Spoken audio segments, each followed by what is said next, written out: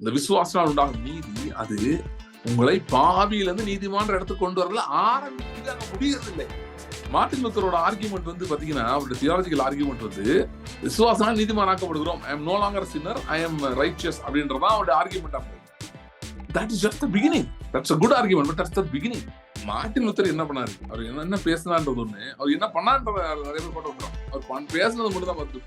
So ரட்சிப்பில் முதல் பகுதி காப்பாற்றப்பட்டீங்க, அழிவிலிருந்து காப்பாற்றப்பட்டீங்க. நோ அழிவிலிருந்து காப்பாற்றப்பட்டானா விசுவாசத்தினாலே தேவ எச்சரிப்பு பெற்று அவன் காப்பாற்றப்பட்டான். ஆனா அதோட அது முடியல. அந்த விசுவாசிக்கும் போது அவனுக்கு ஒரு நீதி கொடுக்கப்பட்டது. அந்த நீதி அவனை வெறும் அழிவுல இருந்து காப்பாத்தி, ஏதோ நோவா கொஞ்ச நாள் வேலையில இருந்தாரு, மழை நின்று வெளியே வந்துட்டாரு அப்படின்னு அதோட ஸ்டோரி முடியல. அவன் என்னன்னா, அதனால அவன் உலகம் ஆக்கினைக்குள்ளானது என்று தீர்த்து விசுவாசத்தினால் உண்டாகும் நீதிக்கு சுதந்திரவாளியானா. Whole earth now belongs to him. He can inherit any place. And technically, Noah's generation is living on the earth today. Nobody else is there. நம்புகிறது ஏதுவே இல்லை. பாடியில ஸ்ட்ரென்த் கிடையாது. ஓகே, சாராவோட கர்ப்பம் செத்து போச்சு. சோ இப்படி இருக்க ஒருத்தவங்களுக்கு எப்படி குழந்தை பிறக்கும்? ஆனால் அவன் நம்புகிறதுக்கு ஏதும் இல்லாத நம்பிக்கையோட விசுவாசித்தான். அவன் என்ன பண்ணிட்டே இருந்திருக்கான், தேவனை ஸ்தோத்திரம் செய்யறான். உட்காந்து யோசிக்கிறேன், எப்படி நடக்கும், இவர் சொல்றாரு எப்படி நடக்கும், வாய்ப்பில்லையே வாய்ப்பில்லையே வாய்ப்பில்லையே. நீங்க சம்டைம்ஸ் உட்காந்து கால்குலேஷன் பண்ணிட்டு இருந்தீங்கன்னா எண்ணில் அவிசுவாசத்துல வந்து முடியும். ஆனா அதுக்கு பதில் அவன் என்ன பண்ணிட்டு இருந்தான், ஸ்தோத்திரம் செலுத்தி கொண்டிருந்தான், தேவனை துதித்து கொண்டிருந்தான். சோ அவன் தேவனை ஸ்தோத்திரிக்க ஆரம்பிச்சான். அவர் வாக்கு பண்ணிட்டார்ல, அவ்வளவுதான். விசாரம் சொல்லுவான், இப்படியே நம்பி நீ ஏமாந்து போயிடுற, பரவாயில்ல, உன்னை நம்புறதுக்கு நான் அவரை நம்பி ஏமாந்து போற பரவாயில்ல, நான் அப்படியே நிற்பேன், அப்படியே நான் நிக்க போறேன். ஆனா நான் ஏமாந்து போக மாட்டேன், நான் வெட்கப்பட்டு போவதில்லை. இயேசு மரித்து அவர் சரீரம் கடந்தது.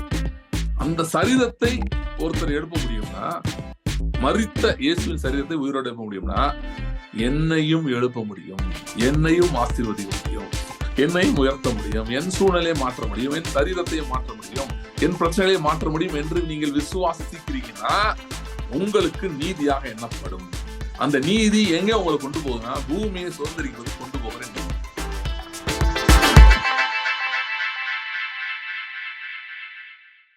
ஸ்தோத்திரம் ஆண்டவரே, தேங்க்யூ லார்ட். ஆண்டவரே, இந்த நாளிலும் வார்த்தை கொண்டு எங்களோட பேசும்படியாக நாங்கள் ஜெபிக்கிறோம்.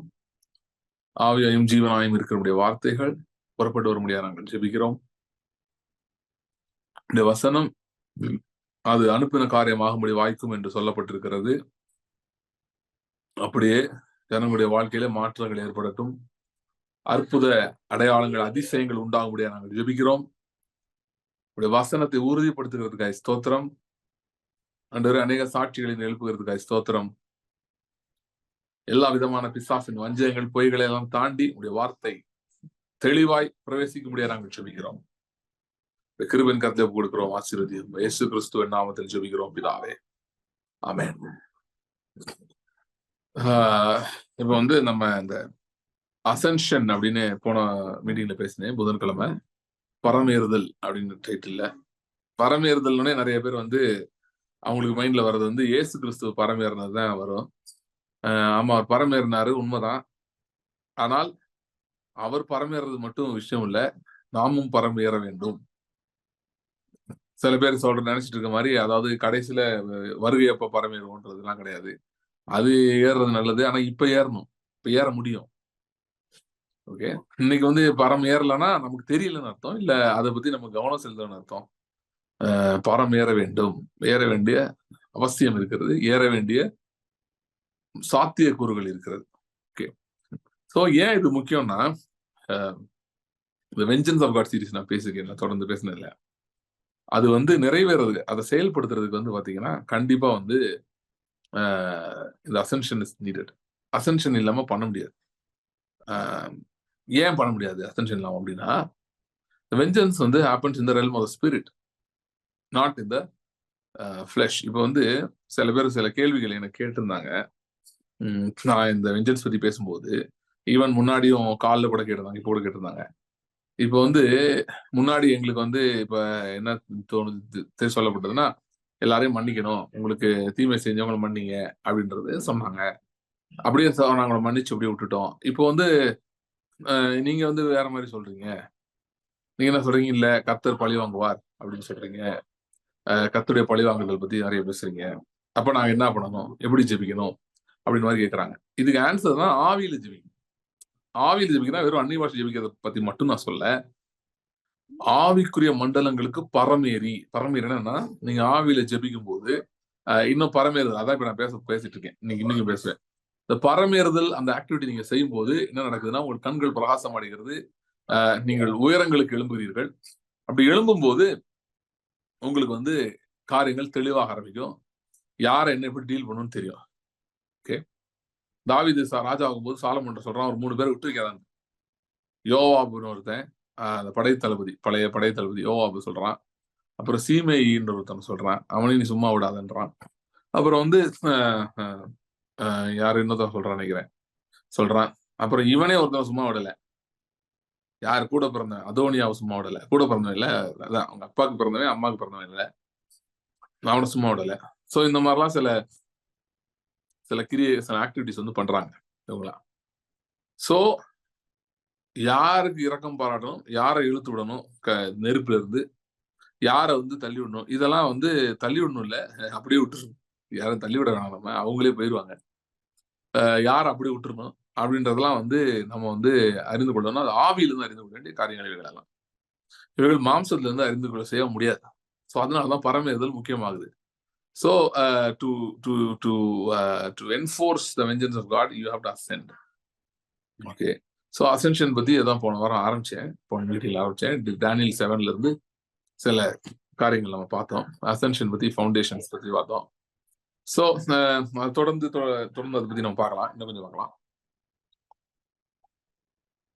அசென்ஷனுடைய ஆங்கிள்ஸ், நிறைய ஆங்கிள்ஸ் இருக்கு. வெறும்னா வந்து டங்ஸ்ல ஜோம் பண்றது மட்டும் கிடையாது, அதை பத்தி நான் சொல்லியிருக்கேன். பட் ஆனால் அது மட்டும் கிடையாது. அதாவது இப்படி ஒரு எனக்கு கிராஃப்லாம் வரைஞ்சு காட்ட முடிஞ்சா நல்லா இருக்கும். பட் வந்து இது உங்களுக்கு ஒரு பிக்சர் காட்டுறேன் பாருங்க. அசென்ஷன் அப்படி நீங்க போட்டீங்கன்னா அதுக்கு ஒரு கிராஃப் போட்டீங்க அப்படி சொன்னா, எக்ஸ் ஆக்சிஸ்ல இருக்கிறது வந்து ஒன்னு power, generation of power, that's very important. Y axis மேல அது போட்டீங்கன்னா, ஒய் ஆக்சிஸ் என்னன்னு பாத்தீங்கன்னா, அது வந்து வேர்ட் பேஸ்ட் டிசைர்ஸ், இல்லைன்னா வேர்ட் கிரியேட்டிங் டிசைர்ஸ், ஆர் கரெக்டான இங்கிலீஷ்லன்னா desires created by the word, வார்த்தையினாலே உருவாகும் வாஞ்சைகள், ரெண்டுமே தேவை. ஓகே, இந்த பெண்டிகாஸ்டல் இதுல வந்து டங்ஸ் ரொம்ப நேரம் பேசுறது வந்து ரொம்ப அட்வொகேட் பண்ணுவாங்க. நல்லதுதான், நாட் பேட், நைஸ் திங். இவன் வேர்ட் ஆஃப் ஃபெய்த் பீப்புளும் ரொம்ப ப்ராக்டிஸ் பண்ணுவாங்க. So very nice thing, very healthy thing. I do it, I practice it. ஆனா வெறும் டங்ஸ்ல பேசிட்டே இருக்கிறது வந்து எப்படின்னா, ஒரு பிளேனை வந்து ஃபுல் பவர் கொண்டு போயிட்டு ரன்வேலே ஓட்டிட்டு தான் எப்படி அந்த V1 V2 ஸ்பீட் அப்படி பண்ணும்போது ரொட்டேட் அப்படின்னு ஒன்று சொல்லுவாங்க. நீங்க பைலட்ஸ் அந்த வீடியோ எல்லாம் பார்த்தீங்கன்னா, ரொட்டேட் அப்படின்னு என்னன்னா, அந்த பிளேன் இப்படி இருக்கிறது டில்ட் பண்ணுவாங்க. டில்ட் பண்ணி இட் ஸ்டார்ட்ஸ் கிளைம்பிங். அந்த ஃபுல் பவர் கொடுத்துருவாங்க, தேவையான பவர் எல்லாம் கொடுத்துருவாங்க. கொடுத்துட்டு அந்த பாயிண்ட் வெலாசிட்டி 1 அப்படி போகும், வெலாசிட்டி 2 போகும். வெலாசிட்டி 2ல வந்து இட் கேன் எஸ்கேப் கிராவிட்டி. அந்த அது அவ்வளோ ஹை ஸ்பீட் அது. ஆனா அவ்வளோ ஹை ஸ்பீட்ல போயிட்டு அந்த ரொட்டேட் பண்ணலன்னா இட் வில் கோ கிரவுண்ட்லேயே போயிட்டு இருக்கும், ஸ்பீடா போயிட்டு இருக்கும். இட் மே ஈவன் ஸ்லைட்டா அப்படி எழுமலாம். இந்த போற ஸ்பீடுக்கு வந்து கிராவிட்டி பீட் பண்றதுனால it may just slightly rise up, but it will not go to some nice place or டெஸ்டினேஷனே இல்லாம இருக்கும். டெஸ்டினேஷன் எப்போ வருது அப்படின்னா, they have to give that rotate அந்த இது. So tilt the nose tilt பண்ணுவாங்க. அப்புறம் மேலே போகணும். அதுக்கப்புறம் இன்னும் சில ஸ்டெப்ஸ் இருக்கு. மேலே கிளைம்ப் ஆக ஆரம்பிச்சோன்னே அது ஃபர்ஸ்ட் வீல்ஸை டிராக் இருக்கக்கூடாது, வீல்ஸை உள்ள எடுத்துவாங்க. அதுக்கப்புறம் அந்த இது செட் பண்ணுவாங்க, எங்க போகணும்னு செட் பண்ணுவாங்க. See, all the while the power is important. Power is on full flow. Okay, power full மோட்ல தான் இருக்கும், சரியா? ஏன்னா அது flight is cruising now, so full ஃப்ளோல தான் இருக்கும். அட் த சேம் டைம் இதுவும் செய்யணும். ஸோ நிறைய பேர் என்ன நினைக்கிறாங்க, நானும் ஆரம்பத்தில் அப்படிதான் மணிக்கணக்காக டங்ஸ்ல பேசிட்டே இருக்கோம். நான் என்ன நினைப்போம், அது போதா, அது வேணும், ரொம்ப வேணும், அது பவர் இருந்துட்டே இருக்கணும், இல்லைன்னு சொல்லலை. நிறுத்திடக்கூடாது, டங்ஸ் பேசலாம் தேவையில்லை அப்படிலாம் சொல்லிடக்கூடாது. அதோட கிறுக்குத்தனம் எதுவும் இல்லை. பிளேன் வானத்தை போயிட்டு போது இன்ஜின் ஆஃப் பண்ண எப்படி இருக்கும், அந்த மாதிரி ஆயிடும். அப்படி பண்ண முடியாது. ஆனா அது மட்டும் பத்தாது, you need other side. So அந்த அதர் சைடு ஆஃப் தட் இன்னைக்கு பார்க்க போறோம், அசென்ஷனுடைய other side. So praying the spirit பத்தி பேசுறேன், அசென்ஷனுடைய அதர் சைடு. ரோமன்ஸ் சாப்டர் 4, ரோமர் 4ஆம் அதிகாரம் 1ல இருந்து வாசிங்க, நான் சொல்ற வாசிங்க, அப்புறம் நான் சொல்றேன் அடுத்து. அப்படியானால் நம்முடைய தகப்பனாகிய ஆபிரகாம் மாம்சத்தின்படி எண்ணத்தை கண்டடைந்தான் என்று சொல்லுவோம். ஆபிரகாம் கிரியைகளினாலே நீதிமான் ஆக்கப்பட்டான் ஆகில் மேன்மை பாராட்ட அவனுக்கு ஏது உண்டு? ஆகிலும் தேவனுக்கு முன்பாக மேன்மை பாராட்ட ஏதும் இல்லை. வேத வாக்கியம் என்ன சொல்லுகிறது? ஆபிரகாம் தேவனை விசுவாசித்தான், அது அவனுக்கு நீதியாக எண்ணப்பட்டது என்று சொல்லுகிறது. 10ல இருந்து வாசிங்க. இப்பொழுது அவனுக்கு அப்படி எண்ணப்பட்டது. அவன் விருத்த சேதனம் உள்ளவனாய் இருந்த போதோ, விருத்த சேதனம் இல்லாதவனாய் இருந்த போதோ, விருத்த சேதனம் உள்ளவனாய் இருந்த போதல்ல, விருத்த சேதனம் இல்லாதவனாய் இருந்த போதே. மேலும் விருத்த சேதனம் இல்லாத காலத்தில் அவன் விசுவாசத்தினாலே அடைந்த நீதிக்கு முத்திரையாக விருத்த சேதனமாகிய அடையாளத்தை பெற்றான். விருத்த சேதனம் இல்லாதவர்களாய் விசுவாசிக்கிற யாவருக்கும் நீதி எண்ணப்படும் பொருட்டாக அவர்களுக்கு அவன் தகப்பனாய் இருக்கும்படிக்கும், விருத்த சேதனத்தை பெற்றவர்களாய் மாத்திரமல்ல, நம்முடைய தகப்பனாகிய ஆபிரகாம் விருத்த சேதனம் இல்லாத காலத்தில் அடைந்த விசுவாசமாகிய அடிச்சுவடுகளில் நடக்கிறவர்களுமாய் இருக்கிறவர்களுக்கு தகப்பனாய் இருக்கும்படிக்கும் அந்த அடையாளத்தை பெற்றான். அன்றியும் உலகத்தை சுதந்திரிப்பான் என்கிற வாக்கு தத்தம் ஆபிரகாமுக்காவது அவன் சந்ததிக்காவது நியாயப்பிரமாணத்தினால் கிடையாமல் விசுவாசத்தினால் வருகிற நீதியினால் கிடைத்தது. நியாயப்பிரமாணத்தை சார்ந்தவர்கள் சுதந்திரவாளிகளானால் விசுவாசம் வீணாய்ப்போ, வாக்கு தத்தமும் அவமாகும். 16 ஆதலால் சுதந்திரமானது கிருபையினால் உண்டாகிறதா இருக்கும்படிக்கு அது விசுவாசத்தினாலே வருகிறது. நியாயப்பிரமாணத்தை சார்ந்தவர்களாகிய சந்ததியாருக்கு மாத்திரமல்ல, நம்ம எல்லாருக்கும் தகப்பனாகிய ஆபிரகாமுடைய விசுவாசத்தை சார்ந்தவர்களான எல்லா சந்ததியாருக்கும் அந்த வாக்கு தத்தம் நிச்சயமாய் இருக்கும்படிக்கு அப்படி வருகிறது. சோ நான் சொன்ன மாதிரி 2 ஆஸ்பெக்ட் இருக்கு. ஒன்னு வந்து பிரேயிங் இன் தி ஸ்பிரிட், அந்த பிரேயிங் இன் டங்ஸ் இருக்கு. இன்னொன்னு வந்து அசென்ஷனுக்கு முக்கியமானது. இன்னொன்னு வந்து இந்த பாட்டு இருக்கு. ஓகே, கர்த்தருடைய வார்த்தையிலிருந்து வருகிற விருப்பங்கள், வாஞ்சைகள். சரியா? சோ இப்ப இன்னைக்கு வந்து பாத்தீங்கன்னா கிறிஸ்தவ உலகத்துல வந்து கிறுக்கு பிடிச்சிருக்கு நிறைய. Sorry for using this word, but that's truth. உங்களுக்கு தெரியுமான்னு தெரியாது, நம்ம அருமை பிரதர் தாமஸ் பிரித்தி வந்து ஒரு ஷார்ட்டா ஃபேஸ்புக்ல, அப்புறம் யூடியூப்ல, இன்ஸ்டால போட்டுருக்காரு. செழிப்பு பத்தி சின்ன சின்ன ஒரு ஷார்ட் வீடியோஸ் நல்லா இருக்கு. ஒன் மினிட் வீடியோ அந்த மாதிரி போட்டிருக்காரு. இங்க வந்து பாத்தீங்கன்னா இந்த எதிர்க்கிற இது சும்மா சண்டை போடுற குரூப்புக்கு வந்து இப்ப நம்மள மாதிரி மெசேஜ் எல்லாம் பார்க்க மாட்டாங்க. ஏன்னா அதுக்கெல்லாம் பொறுமை கிடையாது. இவ்வளவு நேரம் உட்காந்து பாக்குற அளவுக்குலாம் பொறுமை கிடையாது. அதெல்லாம் நம்ம 1 hour வீடியோ போடுறோமா, அதனால பாக்குறது கிடையாது. இந்த மாதிரி ஷார்ட்டா போடுறது வந்து ரீச் ஆகுது நிறையா, நல்லது. அது ரீச் ஆகும்போது என்ன ஆகுதுன்னா இவங்களுக்கு ரீச் ஆகுது போய். அப்ப பாத்தீங்கன்னா அப்படி அட்டாக் பண்றாங்க. இதெல்லாம் சாதாரண இது கிடையாது. சரியா? சாதாரணது கிடையாது. இதெல்லாம் வந்து பயங்கரமான வஞ்சிக்கிற ஆவிகள் பின்னாடி இருக்கு. பொருளாதார செழிப்புக்கெல்லாம் எதிராக பேசுறது வந்து வேற ஒரு அபிஷேகம் தான் பேச முடியும். அப்படிப்பட்ட பொல்லாத ஆவியின் அபிஷேகம் இருக்காது. அப்படி பேசுறாங்க, பயங்கரமா பேசுறாங்க. சோ ஏன் நான் சொன்னேன்னா, கூடுமானால் தெரிந்து கொள்ளப்பட்டவர்களையும் வஞ்சிக்கத்தக்கதாகன்ற மாதிரி செழிப்பை விசுவாசிக்கிறவர்கள் கர்த்தர் ஆசீர்வதிப்பார்னு நம்புறவங்களை கூட இந்த மாதிரி வீடியோஸை விட்டு கலக்குறாங்க. ஓகே, ஏன்னா அது பின்னாடி பிசாசுகள் இருக்குது, சும்மா கிடையாது. இதெல்லாம் நீங்க நல்லா ஜெபம் பண்ணாம இவங்க வீடியோ கூட பார்க்க கூடாது. நீங்க ஸ்பிரிட்ட ஸ்ட்ராங் இல்லாம பார்க்க கூடாது. பாத்தீங்கன்னா உங்களுக்கு நீங்க குழம்பிடுவீங்க. அதாவது you will not reject prosperity, but you will get confused about prosperity. That's enough for the devil. Devil just want people to be confused and not pursue. So confused ஆயிட்டா pursue பண்ண மாட்டாங்க, விட்டுரும். சரி, நடக்கட்டும். ஸோ அப்ப ஆனா வந்து நானுமே முதல்ல அப்படி ஆயிட்டு இருந்தேன். எப்போ வரைக்கும்னா கர்த்தருடைய வார்த்தையிலிருந்து நான் அறிந்து கொண்ட வேண்டும். ஆனா யாருனாலும் தைரியமா சொல்லுவேன், லாக்டவுன் டைம்ல 2020 அப்புறம் 2021 அந்த டைம்ஸ்ல I spent hours with the word of God. Hours.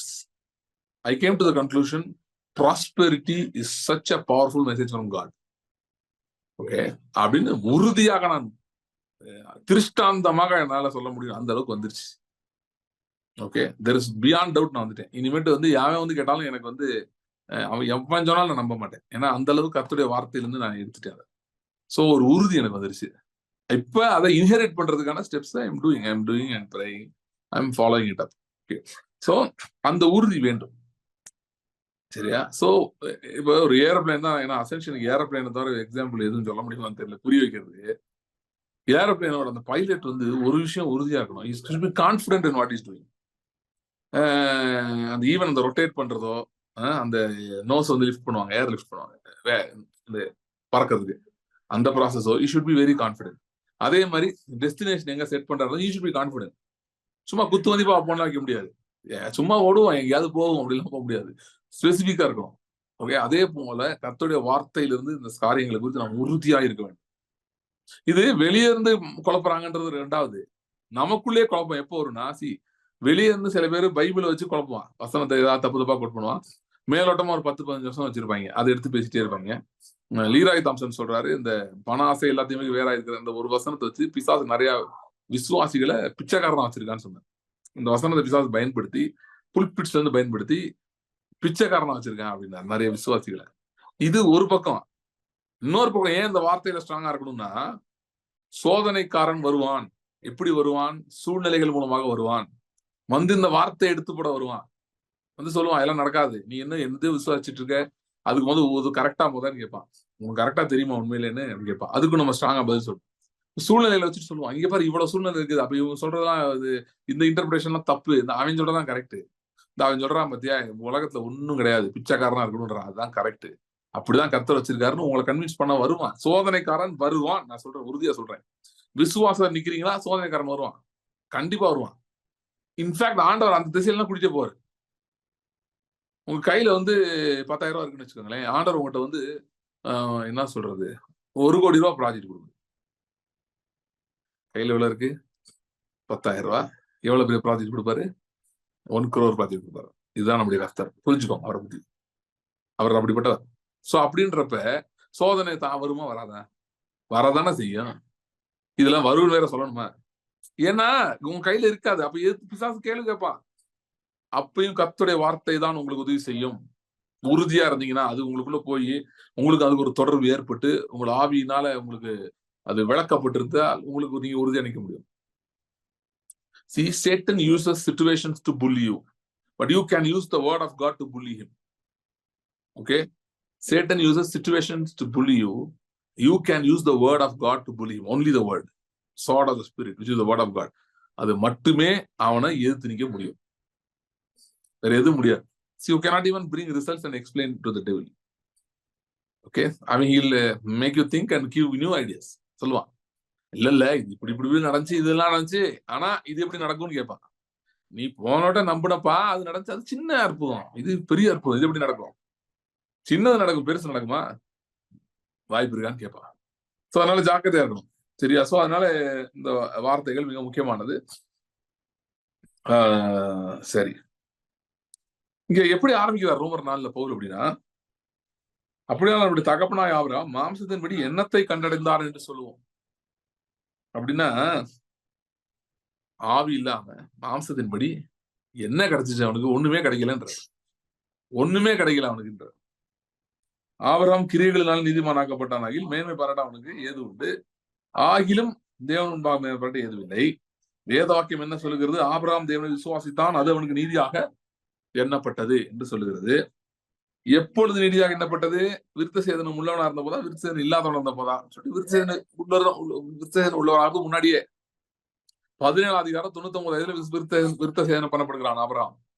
ஆனால் கர்த்தர் பேசியது 15 அதிகாரத்தில். தேவன் ஆபிரகாம் தேவனை விசுவாசித்தான், அது அவனுக்கு நீதியாக எண்ணப்பட்டதுன்னு 15 வருது. ஓகே, அதாவது இந்த மெல்கிசேதேக்கை சந்திச்சு அந்த வாரெல்லாம் முடிஞ்சு அந்த டைம்ல இந்த காரியங்கள் முடிந்த பின்பு கர்த்தர் ஆபிரகாமை நோக்கின்னு வருது. அந்த டைம் லோத்தை போய் காப்பாத்தி கூட்டிட்டு வரான் ஒரு யுத்தத்துல ஆபிரகாம். அதுக்கப்புறம் கர்த்தர் பேசினது. அப்ப விருத்த சேதனம் பண்ணப்படல, அவன் பேர் கூட இன்னும் மாறல, ஆபிராம் தான் இருக்கு. ஓகேயா? சோ அப்ப சொல்றாரு, அப்ப அது நீதியாக எண்ணப்பட்டது சொல்லிட்டு அது விருத்த சேதனம் என்னன்றதை எக்ஸ்பிளைன் பண்றாரு. விருத்த சேதனம் வேற ஒண்ணும் இல்லப்பா, விசுவாசம் உள்ள இருதயத்துல இருக்கிற விசுவாசம் தான் முக்கியம். அந்த விசுவாசத்துக்கு அடையாளமாக விருத்த சேதனம் கொடுக்கப்பட்டது அப்படின்னு சொல்றாரு. சொல்லிட்டு விசுவாசிக்கிற யாவருக்கும் நீதி எண்ணப்படும் பொருட்டாக அவர்களுக்கு அவன் தகப்பனா இருக்க முடியும். அது ஒரு அடையாளமா அவனுக்கு கொடுக்கப்பட்டது தவிர அது மெயின் கிடையாது. விருத்த சேதனம் இல்லாமல் விசுவாசிக்க போகிற ஒரு கூட்டம் வரப்போகிறது. அவர்கள் இருதயத்தில் விருத்த சேதனம் பெற்றவர்கள், அவர்கள் விசுவாசிக்க போறாங்க. அவங்க விசுவாசிச்சு அவர்களுக்கு நீதியாக எண்ணப்பட போகிறது. அதனால அவர்களுக்கெல்லாம் இவன் ஒரு தகப்பனா இருக்கும்படி இவனுக்கு முன்னமே இது கொடுக்கப்பட்டது. இந்த எது கொடுக்கப்பட்டது? விருத்த சேதனம் இல்லாத நீதி, அதாவது நியாயப்பிரமாணம் இல்லாத நீதி, விருத்த சேதனம் இல்லாத நீதி, கிரியைகள் இல்லாத நீதி, இதை எப்படினாலும் சொல்லலாம், கொடுக்கப்பட்டது அப்படின்னு சொல்றாரு. சரியா? நான் இன்னும் செய்திக்குள்ளே போல. விருத்த சேதனத்தை பெற்றவர்களாய் மாத்திரமல்ல, நம்முடைய தகப்பனாய் ஆபிரகாம் விருத்த சேதனம் இல்லாத காலத்தில் அடைந்த விசுவாசமாகி அடிச்சுவடில் நடக்கிறவர்களாய் இருக்கிறவர்களுக்கு தகப்பனாய் இருக்கும்படிக்கும் அந்த அடையாளத்தை பெற்றான். இப்ப சொல்லி முடிச்சுட்டு இப்பதான் சப்ஜெக்ட்ல பாரு 13வது வசனம். அன்றைய உலகத்தை சுதந்திரிப்பான்ங்கிற வாக்குத்தத்தம் ஆபிரகாமுக்காவது சந்ததிக்காவது நியாயப்பிரமாணத்தினால் கிடையாமல் விசுவாசத்தினால் வருகிற நீதியினால் கிடைத்தது. Okay, right. இப்பதான் நம்ம ஆரம்பிக்கிறோம். என்ன ஆரம்பிக்கிறோம்? ஆபிரகாமுக்கு ஒரு வாக்குத்தத்தம் செய்யப்பட்டது. என்ன வாக்குத்தத்தம் அப்படின்னா, உலகத்தை சுதந்திரிப்பான் என்கிற வாக்குத்தத்தம் ஆபிரகாமுக்கு மட்டுமல்ல, யாருக்கும் செலுத்த சொல்லப்பட்டது, அவனுடைய சந்ததிக்கும். 2025 சுதந்திரிக்கிற ஆண்டு. Okay, 2025 year of inheritance. Year of inheritance, சுதந்திரிக்கிற ஆண்டு. சோ எதை சுதந்திரிக்கலாம் அப்படின்னா லிமிட்டிங் இருக்கு. எதை சுதந்திரிக்கலாமா? உலகத்தை சுதந்திரிக்கலாம். மார்ஸ் ஜூபிட்டர்லாம் எனக்கு தெரியாது, ஆனா உலகத்தை என்ன பண்ணலாம்? சுதந்திரி. அவ்வளவு சிம்பிளா முடிச்சிட. ரொம்ப பெரிய குழப்பம்லாம் இல்ல. சரியா? இப்ப பவுலோட சப்ஜெக்ட் நான் ஸ்டார்ட்ல ஆயிட்டு இந்த சாப்டர் படிக்கும்போது பவுலோட சப்ஜெக்ட் இந்த இதுல என்னன்னு நிறைய வேத தத்துவ ஞானிகள் சொல்றதுக்கும் பவுல் சொல்றதுக்கும் தலையில வேற வேற இருக்கு. See, justification by faith is the beginning. Okay, it is actually justification by faith. Okay, விசுவாசத்தினால் உண்டாகும் நீதி. அது இந்த விசுவாசத்தினால் உண்டாகும் நீதி அது உங்களை பாவியிலிருந்து நீதிமான இடத்துக்கு கொண்டு வரதுல ஆரம்பிக்குது, அங்க முடியறது இல்லை. மார்ட்டின் லூத்தரோட ஆர்கியூமெண்ட் பாத்தீங்கன்னா, அவருடைய தியாலஜிக்கல் ஆர்கியூமெண்ட் விசுவாசனால் நீதிமானாக்கப்படுகிறோம், I am no longer sinner, I am righteous அப்படின்றதான் அவருடைய ஆர்கியூமெண்டா இருந்தது. That is just the beginning. That's a good argument, but that's the beginning. Okay, ஆனா மார்ட்டின் லூத்தர் என்ன பண்ணாரு, அவர் என்ன பேசினான்றது ஒண்ணு, அவர் என்ன பண்ணான்றத நிறைய பேர் போட்டு விட்டுறாங்க. அவர் பேசுனது மட்டும் தான் பாத்துட்டு இருக்காங்க. அவர் என்ன பண்ணாரு, ரோமன்ஸ் தான் அவருடைய இன்ஸ்பிரேஷன். இந்த சாப்டர்ஸ்லாம் ஃபர்ஸ்ட் சாப்டர்ல இருந்து அவர் என்ன பண்ணாருன்னா, ஹோலி ரோமன் எம்பையரை அடிச்சு சுக்குநூறா நொறுக்குனாரு. அவர் நொறுக்கல. அவர் நொறுக்கலன்னா அவர் என்ன போய் கலவரம் பண்ணிட்டு இருந்தாரு? அவர் பண்ணல. அவர் ஒரு ரூம்ல, இருட்டு ரூம்ல உட்காந்து லெட்டர் எழுதிட்டு இருந்தார். அவருடைய materials started to spread like wild fire through out Europe. இப்போ யூரோப்ல போய், அதாவது போப்பையும் அந்த ரோம, அந்த காலத்து இப்ப இருக்க கேத்தலிக்ஸ் நான் எதுவும் சொல்லல, அந்த காலத்து சொல்லிட்டு இருக்கேன், டோன்ட் மிஸ் அண்டர்ஸ்டாண்ட் மீ. அப்ப Catholic church was corrupt at that time. Particularly the Catholic church headed by the pope அந்த ரொம்ப கரெக்டா இருந்துச்சு. அப்பயும் சரி, இந்த நாளும் சரி, Catholics there lot of individuals were very good. அப்பயும் இருந்தாங்க. மார்ட்டின் டைம்ல சில இண்டிவிஜுவல்ஸ் இருந்தாங்க, நல்லவங்களா இருந்தாங்க, நல்ல ஆண்டவரை தேடுறவங்களா இருந்தாங்க. அவங்க வெளிப்பாடுகள் அந்த அளவுக்கு இருந்துச்சுன்னு சொல்ல முடியாது, பட் இருந்தாங்க. So individuals are always, remnant will always be there. But system நான் பேசிட்டு இருக்கேன். ஓகே, சோ அது எப்படிப்பட்டனா, நீங்க சாதாரண நினைக்கக்கூடாது. அந்த அப்ப இருந்த Roman Catholic church it's nothing but Roman empire வேறொரு மருவி வேற ரூபத்தில் இருந்தது. அப்படிப்பட்ட அதுதான் அந்த beast, old testament beast. Old testament பீஸ்ட்ல வெளிப்படுத்தல் வர பீஸ்ட் அது. ஓகே, அதான் லாஸ்ட் பீஸ்ட், ரோமன் பீஸ்ட். அது அதோடைய கண்டினியூஷன். அப்படி கண்டினியூ ஆயிட்டே இருந்தது. கிறிஸ்டியன் க்ளோக்ல சுத்திட்டு இருந்தது கொஞ்ச நாளைக்கு. அப்படி சுத்தி அது ஆனா அது பாபிலோனியன் சிஸ்டம் தான் பேசிக்கலி. சோ அப்படியே கண்டினியூ ஆயிட்டே இருந்தது. அதை இந்த மார்ட்டின் லூத்தர் உடைய works and ministry destroyed it. அதுக்கப்புறம் it never rose again, it broke into pieces, லிட்டரலா காணாம. Okay, and on top of everything, Martin Luther எப்படிப்பட்டாருன்னா, 60% of his life Martin Luther was fighting with his conscience. He would always feel condemn. எந்த அளவுக்குன்னா, 95 இது போய் அடிச்சா ஒட்டினாருன்னு போட்டிருக்கல, முந்தின நாள் நைட் அவருக்கு தோணுச்சான் இதெல்லாம் கரெக்டான. அவரோட மனசாட்சி அவரை சொல்லிச்சுச்சான், நீ பூரா தப்பா பண்ற, எல்லாம் தப்புன்னு சொல்லிருச்சான். நான் அதான் தேவனுடைய ஞானத்தை எல்லாம் ஆச்சரியமாய் பாக்குறேன். என்னன்னா, அவ்வளவு பெரிய மைட்டி ரோமன் எம்பையரை காலி பண்றதுக்கு ஆண்டவர் யூஸ் பண்ணது இப்படி தன் மனசாட்சிக்கு பயந்து போனவராக யூஸ் பண்ணி. சோ நம்ம நிறைய நினைக்கிற பாருங்க, நமக்கு கான்பிடன்ஸ் இல்ல, நமக்கு அது இல்ல, இது இல்ல, நம்ம இவனை மாதிரி இல்ல, அவனை மாதிரி இல்ல, அவங்க எல்லாம் ரொம்ப தெளிவா இருக்காங்கன்னு. ஆண்டவருக்கு நீங்க தான் எக்ஸாக்ட் பிக். இப்படி ஆள் தான் அது கேண்டிடேட். ரொம்ப நீங்க திறமையா இருந்தீங்கன்னா ஆண்டவர் வேலை பண்ண முடியாது. ஏன்னா நீங்க ஐடியா கொடுப்பீங்க ஆண்டவருக்கு, அவர் சொல்றதெல்லாம் கேட்க மாட்டீங்க. உங்களுக்கே ஒண்ணும் தெரியல, என்ன பண்ணுவீங்க? ஒண்ணும் தெரியல ஆண்டவர். அதுதான் இதுதான் பால் சொல்றாரு, நானும் விசுவாசிக்கிறேன். அவர் சொல்றாரு, என் பலவீனங்களில் நான் மேன்மை பாராட்டுகிறேன். ஏன்னா என்னுடைய பலவீனங்களில் தேவனுடைய பலன் பரிபூர்ணமாய் விளங்க முடியாது. நான் என் பலவீனங்களில் மேன்மை பாராட்டுகிறேன். நீங்க சொல்லலாம், எனக்கு ஃபைனான்சஸ்லாம் எனக்கு அவ்வளோலாம் எனக்கு அதுல தெரியல. எனக்குலாம் அந்த அளவுக்கு சில பேர்லாம் பாத்தீங்கன்னா அப்படி நீட்டா பிளான் பண்ணி 10-20 வருஷத்துக்கு எல்லாம் ரெடியா வச்சிருக்காங்க. எனக்கு அந்த அளவுக்குலாம் ஒண்ணும் இல்லைங்க. விசுவாசிக்கிறீங்களா? கர்த்தரை இயேசு மரித்தோரிலிருந்து தேவன் எழுப்பினார், விசுவாசிக்கிறீங்களா? விசுவாசிச்சீங்கன்னா இந்த விசுவாசம் உங்களுக்கு நீதியாக எண்ணப்படும். அப்படின்னா என்ன அர்த்தம்? அது உங்களுக்கு செழிப்பை, பொருளாதார செழிப்பை கொண்டு வரும். பிளான் பண்ணி கிளீன் பண்ணி இது பண்றவனோட நீங்க முன்னாடி போவீங்க. உங்கள்கிட்ட வந்து கேட்பாங்க எப்படி நீங்க பண்றீங்கன்னு. தெரியலங்க, தெரியலதான் பதிலா இருக்கும். நமக்கு என்ன தெரியும்? அவர் செய்கிறார், நம்முடைய ஆவியிலும் தேவன் கிரியை செய்கிறார். ஓகே, அவருடைய கிரியை இது இது கர்த்தருடைய செயல் நம்முடைய கண்களுக்கு ஆச்சரியமா இருக்குது அப்படின்னு தான் நம்ம சொல்லுவோம். ரைட். சோ மார்ட்டின் லூத்தர் வந்து என்ன பண்ணாருன்னா லிட்டரலாவே உலகத்தை சுதந்திரித்தார். ஏன்னா நீங்க நீங்க just look at history, forget everything, just look at history. நீங்க வந்து இன்னைக்கு வரைக்கும் ஹிஸ்டாரிக்கலி ஆஃப்டர் ரிஃபர்மேஷன், கிறிஸ்டியன் ரெஃபர்மேஷனுக்கு பிறகு, ப்ராட்டஸ்டன்ட் ரெஃபர்மேஷன் பிறகு, மார்ட்டின் லூத்தரோட அந்த ஜஸ்டிஃபிகேஷன் பை ஃபெய்த் இதெல்லாம் வெளியே வந்த பிறகு, look at the nation that have literally dominated the course of history.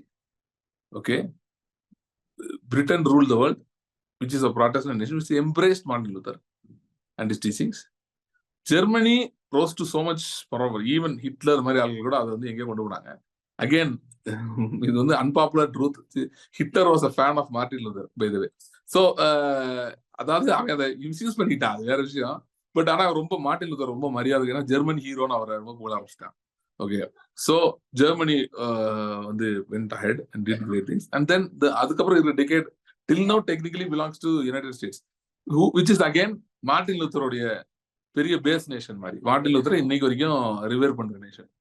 Okay, reformation வந்து ரொம்ப இது கொண்டாடுற nation. So literally Martin Luther and his teachings வந்து கான்கர் த வேர்ல்டு. இன்னும் சொல்ல போனா சைனா வந்து நீங்க நிறைய பேர் சைனா தான் ரியல் சூப்பர் பவர்ன்றாங்க. சைனால வந்து Christian population has overtaken CPC, communist party of China உடைய ஸ்ட்ரென்த் வந்து not now, it is 15 years before it overtook. இப்போ எங்க ஸ்ட்ரென்த் இருக்குன்னு யாருக்கும் தெரியாது, அந்த அளவுல இருக்கு சர்ச். அதனால CPC, சைனீஸ் கம்யூனிஸ்ட் பார்ட்டி இன்னைக்கு வந்து சர்ச் நடத்தலாம் விட்டுருது. இப்போ சாமி நீங்க உங்க வேலையை பார்த்துக்கோ, என்னை சொல்ல போனான்ற அளவுல போயிருச்சு, அந்த அளவுக்கு போயிருச்சு.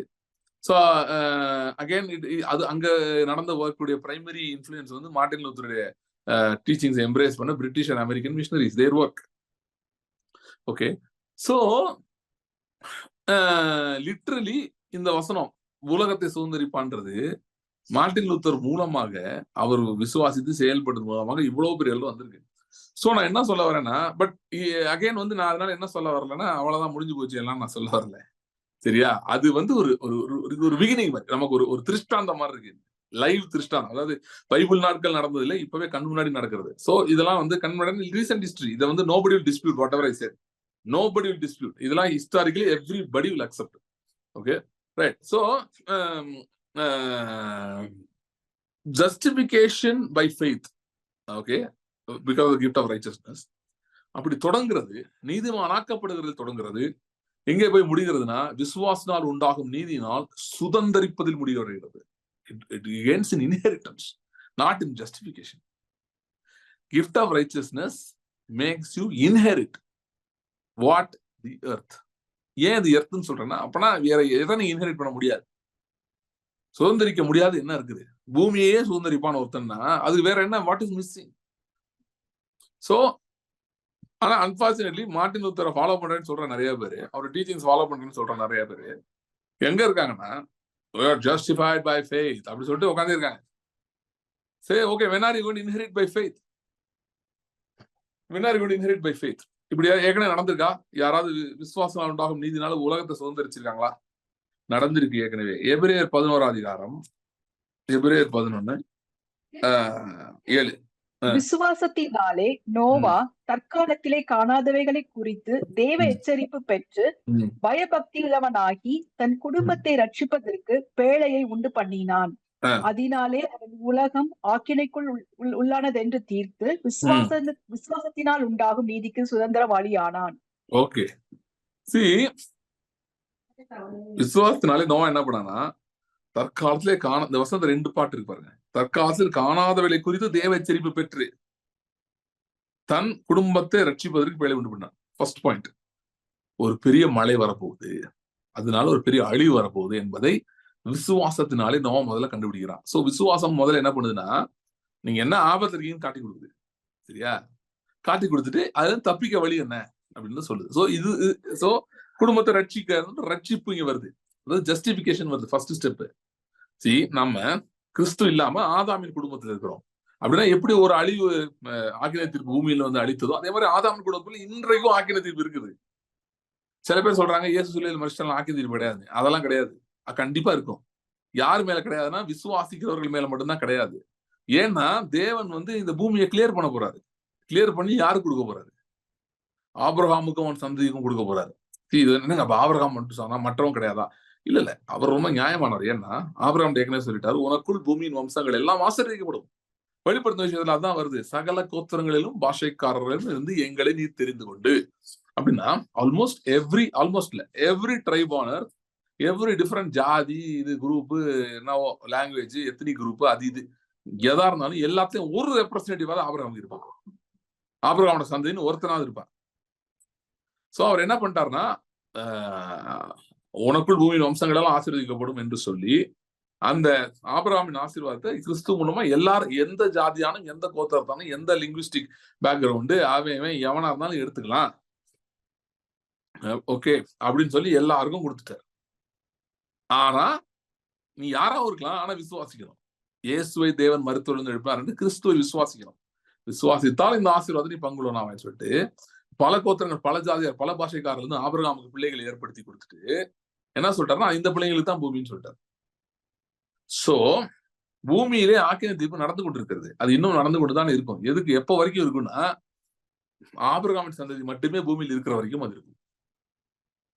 ஏன்னா பூமி ஆபிரகாமின் சந்ததிக்காக கொடுக்கப்பட்டிருக்கிறது. ஆர் இன் அதர் வேர்ட்ஸ் அதை எப்படி மாற்றி சொல்லலாம்னா, ஆபிரகாமின் சந்ததி ஆளுகையில வருகிற வரைக்கும் ஆதாமின் சந்ததி மேல் நியாய தீர்ப்புகள், அழிவுகள் தொடர்ந்து கொண்டுதான் இருக்கும். அதை யாரும் தடுத்து நிறுத்த முடியாது, தடுத்து நிறுத்த தேவையும் கிடையாது. நான் திறப்பு அடிக்கிறேன், சவுத் அடிக்கிறேன், அதை அடிக்கிறேன், இதை அடிக்கிறேன், எதையும் அடிக்கக்கூடாது. அதெல்லாம் தேவையில்லாத வேலை. சரியா? முதல்ல வந்து நமக்கு இருக்கிறது சுதந்திரிக்கிறதுக்கு வழி இல்லையா? இல்ல இவங்க போய் யாரையோ காப்பாத்திட்டு இருக்காங்கன்னா, சரியா? அதெல்லாம் தேவையில்லாத வேலை. ஆண்டவர் யாருக்கா ஜோம் பண்ண சொன்னா ஜோம் பண்ணுங்க, இதெல்லாம் நிறுத்துன்னு சொன்னா நிறுத்துங்க. புயல் வருது, ஜோம் பண்ணுப்பா, வரக்கூடாதுன்னு சொன்னா நிறுத்துங்க, அதெல்லாம் ஓகே. சோ நோவா பத்தி சொல்லிட்டுதேன். ஹீப்ரூஸ் 11ல 7வது வசனத்துல இருந்து, தற்காலத்தில் காணாதவைகளை குறித்து தேவ எச்சரிப்பு பெற்று பயபக்தியுடனாகி தன் குடும்பத்தை ரட்சிப்பதற்கு பிழை உண்டு பண்ணினான். சோ ஆதாமின் குடும்பத்தின் மேல ஆக்கினை தீர்ப்பு இருக்குது. ஆனா நமக்கு அது வெளிப்படுத்தப்பட்டது இல்ல, இது நம்ம இந்த குடும்பத்திலே இருந்தா பிரச்சனை அப்படின்னு சொல்லி தெரியப்படுத்தப்பட்டது. ஒரு செய்தியை கேட்டீங்க, இல்ல எங்கேயோ போனீங்க, ஆண்டவர் உங்களோட பேசினாரு, ஏதோ ஒரு விதத்துல அந்த வெளிப்பாடு உங்களுக்கு வந்துட்டு நீங்க என்ன அறிந்து கொண்டீங்கன்னா, கிறிஸ்து இல்லைன்னா முடியாதுன்னு தெரிந்து கொண்டீங்க. சோ முதலாவது ஆதாமின் குடும்பத்தின் அழிவிலிருந்து நீங்கள் விடுதலை ஆக்கப்பட்டு கிறிஸ்துவோடு இணைக்கப்பட்டீங்க. சோ ரட்சிப்பில் முதல் பகுதி காப்பாற்றப்பட்டீங்க, அழிவிலிருந்து காப்பாற்றப்பட்டீங்க. நோவா அழிவிலிருந்து காப்பாற்றப்பட்டானா? ஆமா, விசுவாசத்தினாலே தேவ எச்சரிப்பு பெற்று அவன் காப்பாற்றப்பட்டான். ஆனா அதோட அது முடியல. அந்த விசுவாசிக்கும் போது அவனுக்கு ஒரு நீதி கொடுக்கப்பட்டது. அந்த நீதி அவனை வெறும் அழிவுல இருந்து காப்பாத்தி, ஏதோ நோவா கொஞ்ச நாள் வேலையில இருந்தாரு, மழை நின்று வெளியே வந்துட்டாரு அப்படின்னு அதோட ஸ்டோரி முடியல. அவன் என்னன்னா, அதனால அவன் உலகம் ஆக்கினைக்குள்ளானது என்று தீர்த்து விசுவாசத்தினால் உண்டாகும் நீதிக்கு சுதந்திரவாளியானா. அப்படின்னா என்ன அர்த்தம்? விசுவாசத்தினால் உண்டாகும் நீதி சுதந்திரவாளியானா என்ன அர்த்தம்? என்ன நடந்துச்சு? 4:13 சொல்லப்பட்டது நடந்தது. என்ன நடந்துச்சு? விசுவாசத்தினால் உண்டாகும் நீதிக்கு சுதந்திரவாளியாக பூமியை சுதந்திரித்தான். Inherited the earth. கரெக்டா? யாருமே இல்ல பூமியில, அவன் மட்டும் தான் இருந்தான். வெளியே வந்து பாக்குறான், யாருமே இல்லை. அவன் நினைச்சிருக்கான் ஒருவேளை கப்பல்ல போயிட்டு இருக்கும்போது, ஷிப்ல போயிட்டு, சாரி அந்த ஆர்க்ல இருக்கும்போது, ஐயோ நம்ம லேண்ட் என்ன இருக்குமோ, நம்ம வீடு என்ன இருக்குமோ, இந்த வெள்ளத்துல எல்லாம் அடிபட்டு போயிருக்கும்ல நினைச்சிட்டு இருக்கலாம். திரும்ப போய் கட்டணும் போல இருக்கு, எந்த ஏரியாவை தேடலாம் அப்படின்னு நினைச்சிருக்கலாம். ஆனா இப்ப அவன் இறங்கி பார்த்தா, yes, there was devastation on one side, but the other side, whole earth now belongs to him. He can inherit any place. And technically, Noah's generation is living on the earth today. Nobody else is there. இன்னைக்கு எவனா இருந்தாலும் நோவா இல்லாம இது கிடையாதுல்ல. சுத்தி நோவால தானே போய் முடியும், யாரா இருந்தாலும். சோ லுக் அட் த, அதோட அர்த்தத்தை பாருங்க. விசுவாசத்தினால் உண்டாகும் நீதினா அது எங்க போய் முடியுது? சுதந்திரிப்பது முடியுது, இன்ஹெரிட்டன்ஸ் தான் முடியுது. Inheritance is the key. சரியா? இப்ப நீங்க வந்து நான் என்ன மாதிரி பேசிட்டு இருக்கேன்னா, கர்த்தர் வந்து இந்த நாட்கள்ல இன்ஹெரிட்டன்ஸ் எப்படி கொடுக்க போறாருன்னா, உங்களுக்கு எலிஜிபிலிட்டி இல்லாத இடத்த கொடுப்பாரு. இப்ப நீங்க சில நாட்டுல இருக்கலாம், அங்க சொல்லுவாங்க அங்க லேண்ட் வாங்க வாய்ப்பே இல்லை, அங்கதான் கொடுப்பாரு. அது எப்படிங்க கொடுப்பாரு? எனக்கு தெரியாது, தெரியணும் அவசியம் இல்லை. இது எனக்கு தெரியாதுன்னு சொல்றவங்களுக்கு தான் கொடுக்க முடியாது. இல்ல நாங்க யோசிச்சு கண்டுபிடிப்போம்னா கொடுக்க முடியாது. நீங்க என்னதான் யோசிச்சாலும் கண்டுபிடிக்க முடியாது. ஓகே, 1000 ஐடியா நீங்க போட்டு இப்படியா இருக்குமா, அப்படியா இருக்குமா, இதுவா இருக்குமா, அதுவா இருக்குமா, 1000மே இல்லாம 1001வது புதுசா செய்ய வர்றாண்டவர். வேணும்னே அவர் செய்யறாரு. ஏன்னா நீங்க அப்படி இது பண்ணிட்டு இருக்க கூடாது, இப்படியாதான் இருக்கும் அப்படியாதான் இருக்கும்னு. ஏன்னா நம்ம பாத்தீங்கன்னா நமக்கு நம்முடைய மாம்சம் வந்து எப்பவுமே அது ஓவர்டேக் பண்ண விரும்புது. மாம்சம் என்னன்னா நோன் நேச்சுரல் நோன் ரியாலிட்டிஸ், அது பேஸ்ட் லைஃப். அது என்ன பண்ண நினைக்குதுன்னா எப்ப பார்த்தாலும் வந்து it wants to always dominate. So இது எப்படி நடக்கும், அது எப்படி நடக்கும்னு அந்த தாட் உங்களுக்கு வந்துட்டே இருக்குன்னா நீங்க மாம்சத்துல செயல்பட்டு இருக்கீங்கன்னு அர்த்தம். ஆவியில இருக்கிறவன் எப்படி இருப்பான்னா அவனுக்கு எப்படி நடக்கும்னு தெரியாது, ஆனா அவன் தேவனை ஸ்தோத்தரித்து விசுவாசத்தில் வல்லவனாவான். இந்த ரோமர் 4 அடுத்த பகுதி நம்ம படிக்கல, அதை நீங்க படிச்சு பாத்தீங்கன்னா ஆபிரகாம் பத்தி அதான் வருது. அவன் நம்புகிறதுக்கு எதெல்லாம் நம்பிக்கையோட விசுவாசித்தான்.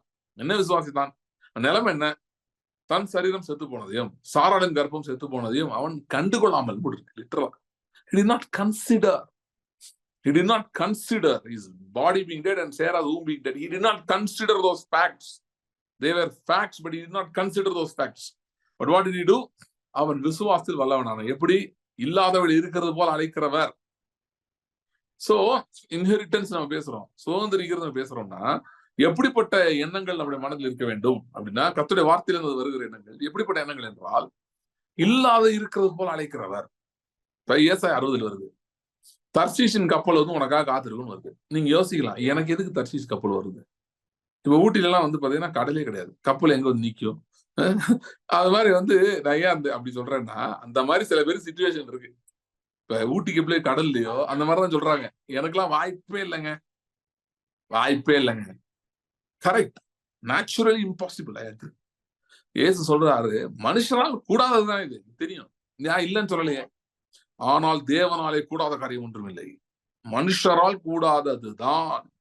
அப்படின்னா உங்க மூளையால் நீங்க எப்படி யோசித்தாலும், தலைகீழ படுத்து யோசித்தாலும், செவத்துல ஏறி யோசித்தாலும் உங்களுக்கு புலப்படாது. அப்படி யோசிக்காதீங்க. அப்படி யோசிச்சுட்டே இருந்தீங்கன்னா அவிசுவாசத்துல போய் முடிஞ்சிருவீங்க. ஓகே, இப்ப கர்த்தருடைய வார்த்தை மட்டுமே ஃபைனல் அத்தாரிட்டியா இருக்கும். அப்படின்னு என்ன அர்த்தம்? அதை தாண்டி நான் யோசிக்கவே மாட்டேன்னு முடிவு எடுத்துரும். என்னை பார்த்தா மென்டல் மாதிரி இருக்குமே, அப்படிதான் இருக்கும். ஆனா அதை தாண்டி தான் நம்ம சுதந்திரிக்க முடியும். காலை வந்து சொல்லும் போது அன்னைக்கு அவர்களை பார்த்து சொல்றான்ல, அன்றைக்கு இருந்த சொல்றான் அந்த தேசத்தை எளிதா போய் சுதந்திரிக்கலாம் அப்படின்னு. அந்த 10 பேர் வந்தாங்க, அந்த ட்ரைப்ஸ் வந்து 10 பேர் வந்து 10 பேர் அந்த மாதிரி டக்குன்னு 6 லட்சம் ஆயிட்டான். ஏன்னா அந்த 10 பேர் 6 லட்சம் பேருக்கு பரப்பிட்டான். என்னைக்காவது யோசிச்சிருக்கீங்களா?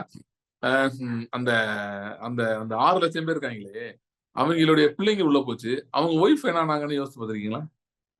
நான் நினைக்கிறேன் அவங்க எல்லாம் போயிருப்பாங்கன்னு நினைக்கிறேன். ஏன்னா அவங்க போக மாட்டாங்கன்னு அவர் சொல்லவே இல்லை. அவன் அந்த மனுஷன் மென்னதான் சொன்னாரு, இவனுங்க தான் போக மாட்டாங்கன்னாரு, அவங்க ஒய்ஃப் எல்லாம் சொல்லல.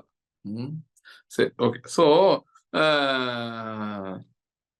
10 பேரா இருந்தவங்க எவ்வளவு பேர் ஆக்கிட்டாங்க டப்புன்னு?